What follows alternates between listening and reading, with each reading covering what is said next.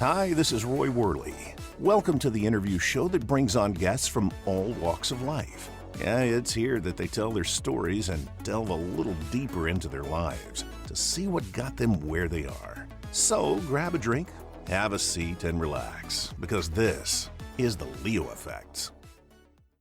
When was the last time a short movie shook your emotions to the core? When was the last time a short movie caused you to rethink everything you stood for? When was the last time a short movie made you proud to be an American? When was the last time you felt the emotion to stand up and cheer after a short movie? The new short movie, I've Got Your Six, written and directed by Bill Foster, one of the industry's newest and fastest climbing directors, will answer all of those questions. Rarely has there been so much packed into a short movie that when you leave, you'll feel more proud of our American military veterans. A movie that was cast only with American military veterans will have you on the edge of your seat, cheering for our veterans and what makes America great. I've Got Your Six will be hitting the film festival scene soon. Be prepared to drop what you're doing and go see this powerful movie when it comes to your area. I met a young teen, stuck on a plane too long.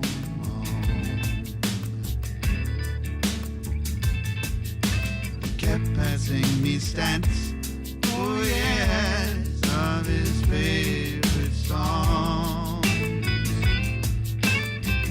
With pregnant, he's in this life, celebrating the space where music loses its voice. He's gifted this life, celebrating the space where music loses its voice. Hello, ladies and gentlemen. Welcome back to another episode of the Leo Effects. Now, that clip you just heard at the beginning there, that was from a little song that I've just recently been introduced to called Chapter 12. And we're going to talk about that in a little bit. But first, I want to introduce my guest for this evening, who's part of the inspirational group that created such an amazing song. His name is Bob, A.K.A. Sequel, from the band Ink to Spill. How are you today, Bob? I'm doing great. How are you, Ray? I'm fantastic. It's another beautiful night, and I get to talk to you, so it's perfect. Cool. I guess we're going to kind of start things off with probably the most common question you've ever been asked, but that would be, where did Ink to Spill come from? What's that title mean? Yeah, so we originally launched as the Quills back in December of 2016. And we even though we got the trademark, we started realizing that there were bands with similar names out there. As I started working with a marketing consultant, he told me this is going to be a problem for us. You know, you get on Spotify, you get on other platforms, and people are searching for bands, and they're going to come up with 3 or 4 different versions of the Quills. And there's actually a band in Europe, I think it's Sweden, where the guy is called The Quill, and he's got like 14 CDs out there. Oh, wow. And interestingly, I think he did his first American tour the year after we launched. So he was like, "Hey, you got any other ideas for names?" And I said, I wrote a song called "Ink to Spill" back in 2016, and I was on another flight, which is where most of my songs get written, and it was sort of autobiographical. It was about becoming a songwriter and observing what was going on in the country at that time. Mm-hmm. And the first guy I shared it with, who I've collaborated with in the past, said, "Hey, that should be your name." And I was thinking, I think so too.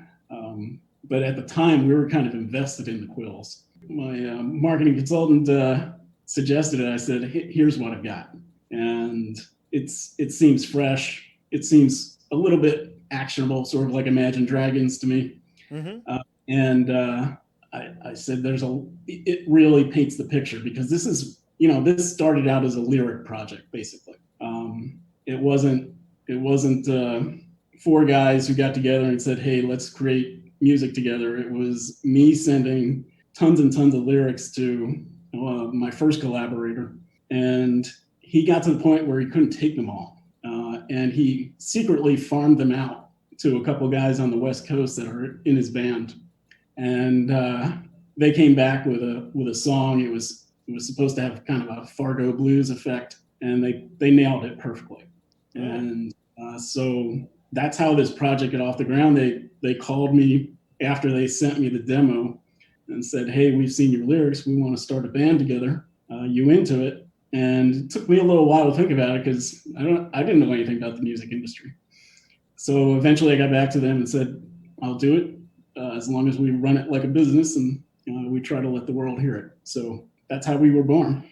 Right on. And so you're the songwriter for the band. You're the muse almost. Yeah. I do all the lyrics. Gus will occasionally tweak a line or two to make it easier to get the syllables out. But yeah, I write the songs and kind of tell them this is what I'm hearing in my head. Sometimes I'll do a scratch vocal, and then they go to town on it. Wow. Do they typically do a pretty good job of, what you're hearing in your mind? Yeah, Gus and I seem to be on the same page almost all the time, and every once in a while I'll say, "No, it doesn't sound right," and we go then two different paths. One is, "Hey, it sounds cool, but it wasn't what I was thinking. Oh, okay. So let's keep it and do a second version, and maybe we'll release them on the same album, sort of like Neil Young's Hey Hey My Hey Hey on the back end of each side of the album." And so sometimes we'll do that. Other times we'll just scratch the first one and restart. Oh, okay. Do you yourself have any kind of inspirations that you draw from, or other songwriters that you might, kind of take cues from? Yeah, well, I mean, I love Bernie Taupin and the work that he does with Elton. I used to love Cat Stevens. I was born a little bit late for Bob Dylan, but I'm Gus, our guitarist and vocalist, is very into Dylan, and I've started paying more attention to him recently. That's cool. That's cool. And then we're trying to take sort of that lyrical approach and then tie it into alternative rock sound. Nice. Yeah, and I think you achieved that pretty well. I really like the music that you've got out, and I think the listeners would too. They definitely need to check that out. And we're at the end of the show. We'll tell them where to head to hear all that and follow along. But so would you only exclusively work with this band, or would you work with a different artist if they said, "Hey, we really like the work you do. Would you write a song for us?" Absolutely. So I started out working for a band called A.K.A. In Chicago. It happens to have some of the same band members my band has. Oh, okay. But yes, I've been asked by a local artist to help him. He hasn't really followed up on that, but and I've written songs that are outside of our genre, and there is a sequel music site that kind of explains my lyrical background and suggests that eventually I want to start multiple projects. Fantastic. That'd be really cool to see come to fruition. Yeah. What's the hardest part about writing a song? I don't find it hard at all. Okay. So, usually it's sometimes just one word. I mean, I challenged myself once to write a song about a preposition, and it worked. I was shocked it worked, but it worked. So yeah, I don't find it hard at all. I tend to be a little bit outside the box thinker. I started my career as an inventor, and so I'm always kind of thinking a little bit slanted versus the rest of the population. And so I try to come up with stuff. Like you'll notice, we don't have too many simple love songs, let's say. We have sort of concept songs and things about things that other people would likely not think to write about very often. Mm-hmm. Okay. And once I get started, it's just how do you create a story around that concept? It tends to flow fairly easily. Some songs sit on the bench for years, but most of them go pretty quick. Nice. Yeah. Well, since you don't really have a part that's kind of hard to do, what do you feel, for you anyway, is the most rewarding part about writing a song? I think, seeing these guys find the energy in how I was thinking about it, and then putting it into something very audible. It for me, it's really. I used to be. I mean, by training, I'm a scientist, and so that can sometimes, as you're working in that environment, be kind of a cold, hard, law of physics, law of chemistry kind of world. Mm-hmm. And there's not too much space for thinking about emotions, feelings, etc. So this has really just opened my mind up in a different way, kind of late in life, for me to think about things that either I never thought of or I never thought of very deeply. Mm-hmm. So it's been emotionally rewarding from that standpoint. I think in a way I'm a different person. Well, it's like they always say, better late than never, right? Yep. Well, we kind of talked a little bit in the pre-recording, and it kind of goes along with what you were talking about with thinking outside the box and, opening up your mind and thinking about things differently and stuff. I'd like to kind of talk a little bit deeper about chapter 12. And like I said, we talked about it in the pre-recording, but you had an amazing origin story for that song.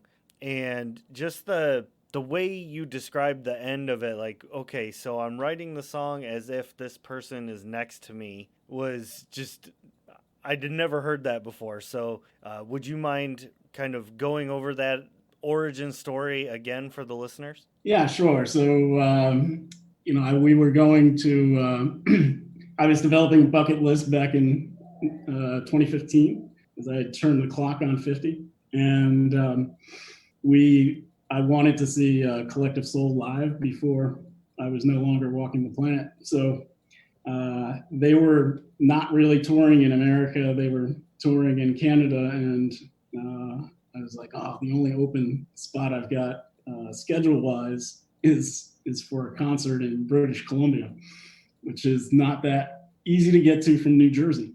But I really wanted to see them. And I bought a set of tickets for my family and a couple of tickets for my friends who were part of the first music project I was in. And we all decided to meet up in British Columbia.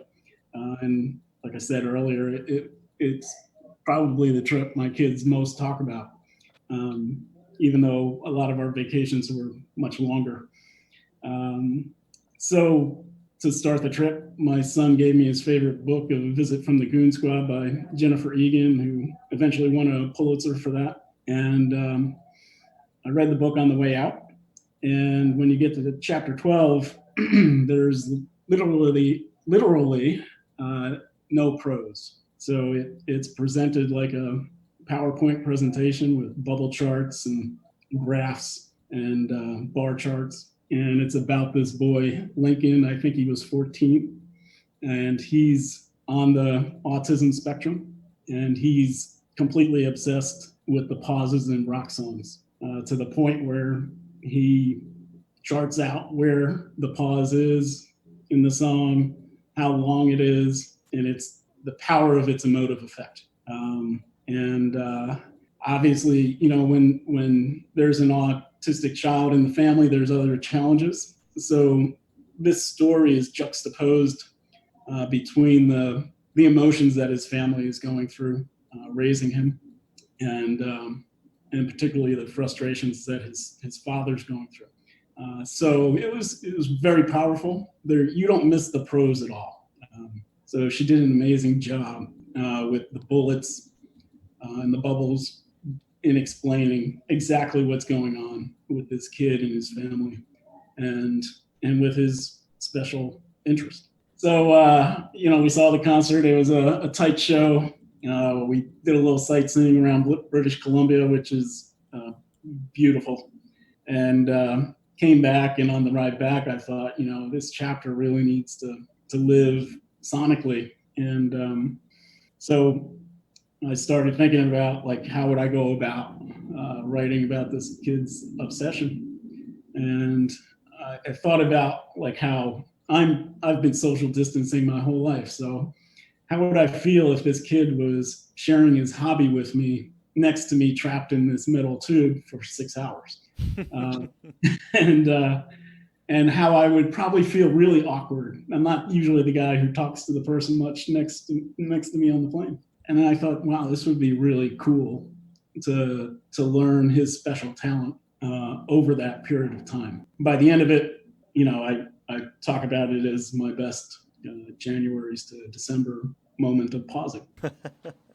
That's a wild story. That's just crazy. Like, I mean, and it came out wonderfully. It's a great song, and I love the style that the band did with that too. Thank you. I agree. And our first songs were a little bit more folky. Hmm. This was kind of a sonic departure, and kind of felt like it needed a little bit more grunge to it. Yeah, I mean, and it mixed really well that way. I just it's not a hard thing to listen to. Like you could listen to it on a repeat. That's for sure. Thanks. Now, since we last spoke over emails and things like that and trying to set up our schedules, you've been developing another project that's going to be coming out called Where Went Jose? What's that all about? So Where Went Jose is similar in that it's presented as a song from a child's point of view. Uh, Mm. and I part of my day job is to tour California's agricultural valley, Okay. and I started doing that in '07, and I got a real appreciation for how hard the dreamer community works to put food on every American's table. And those farms and those fields, if you haven't been to Central California, I mean, that is large scale ag to the nth degree. And there's not very many guys in a field who look like me. They've mostly immigrated in the last generation or so from Mexico, Central America, and they work hard, Mm-hmm. and there's a lot of sweat equity in the vegetables, fruits, and nuts that America consumes from these dreamers. And it sort of doesn't make sense to me that a few years back when we had 3% unemployment and and a really strong economy, that you tell the people who are producing all this food for your country, we don't want you anymore. Like, you're really not going to recruit people from Norway and Sweden to come in and pick fruit or harvest nuts or harvest vegetables. Mm-hmm. And so I thought about the pain that those communities were going through when they were being targeted by ICE.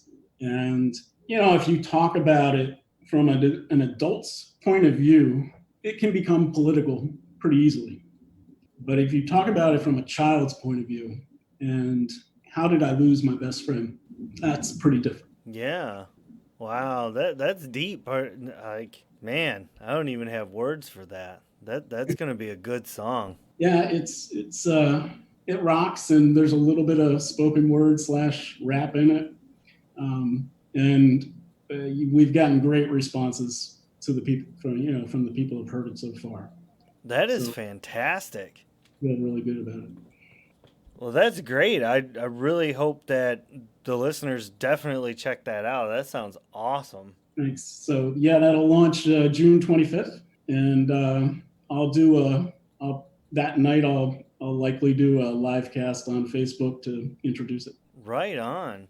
Well, that's actually a really good segue right there for the live cast. We can take a moment here to let you tell the listeners all your different social medias and your sequel website and things like that, so they can, go check you out, follow along, click the likes, the links, and all that good stuff. Yeah, so the most important website for us is inktospill.com. And you can download all of our songs there. There's some t-shirts, merch. Hopefully, eventually, we'll have face masks. And hopefully soon our first album.